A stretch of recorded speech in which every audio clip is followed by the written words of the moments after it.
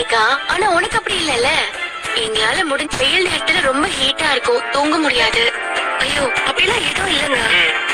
எங்களுக்கு இது பழகிருச்சு ரேகா. ஆனா உனக்கு அப்படி இல்லல்ல. எங்களால முடிஞ்ச அளவுக்கு உன்னை நல்லா பாத்துக்கணும்னு நினைக்கிறோம். ஏதோ எங்களால முடிஞ்சது. நல்ல பிராண்ட் தான், எல்லா ஸ்டார்ஸ் தான் வாங்கிருக்கோம். அண்ணா எதுக்கு தேவையில்லாம இது எனக்கு எப்பவுமே ஸ்பெஷல் தான்.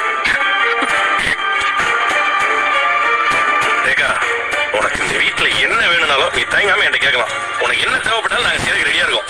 இந்த வீட்டுல நீ சந்தோஷமா இருக்கணுமா, அது போதும் எங்களுக்கு. ரேகா, இங்க உனக்கு எந்த மன கஷ்டமும் இருக்க கூடாது. என்ன ஒண்ணு, அப்பா அம்மா பேசலைங்கிற கஷ்டம் மட்டும்தான் இப்போதைக்கு இருக்கும். அதுவும் போக போக சரி பண்ணிடலாம். மற்றபடி நீயும் சத்யாவும் உங்க வாழ்க்கையை நல்லபடியா வாழணும்.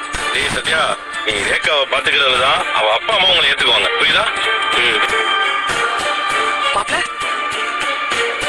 வாங்க மாப்ள. ரோகிணி இல்லையா? இருக்கா கல்யாணி. மாப்ள, நான் உங்ககிட்ட ரொம்ப நாளா பேசணும்னு நினைச்சிட்டு இருந்தேன். என் பொண்ணு பண்ணது தப்புதான், அவளை நீங்க மன்னிக்கணும். அவ இப்ப கர்ப்பமா வேற இருக்கா, அவளை மன்னிச்சு ஏத்துக்கங்க. என்ன மனோஜ் திடீர்னு வந்திருக்க? உங்ககிட்ட நான் தனியா பேசணும். நீங்க உள்ள போய் பேசுங்க, நான் செடிக்கு தண்ணி ஊத்துறேன். மாப்ள, என் பொண்ணு கைவிட்டுறதுக்குமா, உங்களை நம்பிதான் இருக்கா.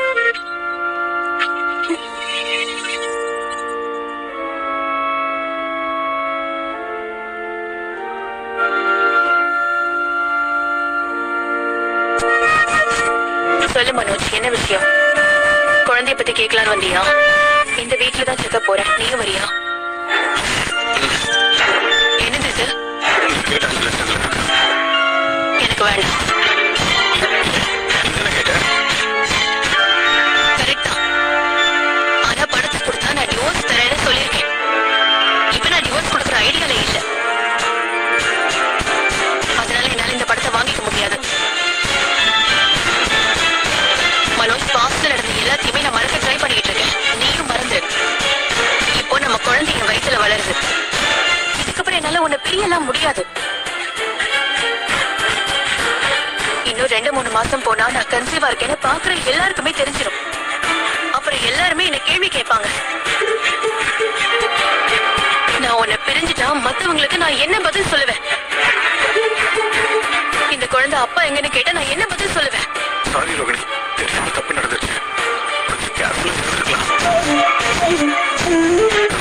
நடந்ததெல்லாம் மறந்துடு.